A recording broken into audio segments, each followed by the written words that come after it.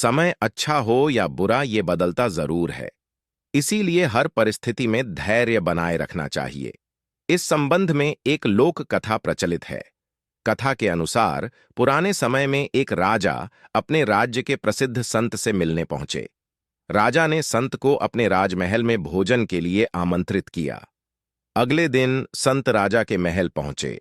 वहां राजा ने संत की खूब सेवा की।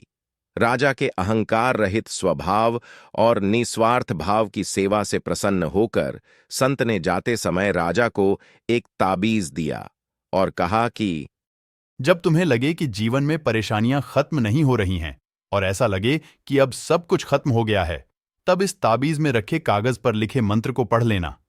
लेकिन ध्यान रखना, अच्छे दिनों में इस ताबीज को मत खोलना। राजा ने संत की बात मानकर ताबीज गले में पहन लिया। कुछ दिन बाद राजा के नगर पर पड़ोसी शत्रुओं ने आक्रमण कर दिया। सभी शत्रुओं के सामने राजा की सेना ज्यादा समय तक टिक न सकी। राजा किसी तरह अपने प्राण बचाकर जंगल में भागा और एक गुफा जाकर छिप गया। गुफा में उसे शत्रु सैनिकों के कदमों की आवाज सुनाई दे रही थी। अब राजा को लगने लगा कि मैं फंस गया हूं, अब सब कुछ खत्म हो जाएगा, ये सैनिक मुझे बंदी बना लेंगे। तभी उसे संत के ताबीज की याद आई। राजा ने तुरंत ही ताबीज खोला और कागज निकाला। उस पर लिखा था कि ये समय भी कट जाएगा।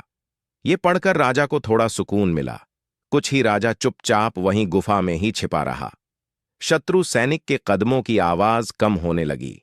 गुफा से झांककर राजा ने देखा तो सैनिक उस जगह से काफी दूर निकल गए थे। राजा तुरंत ही गुफा से बाहर निकला और अपने राज्य में पहुंच गया। इस तरह राजा के प्राण बच गए।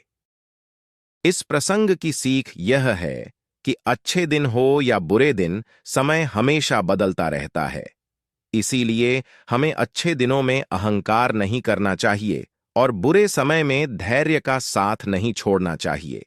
जो लोग इस बात का ध्यान रखते हैं वे बड़ी बड़ी समस्याओं से बच सकते हैं। धन्यवाद।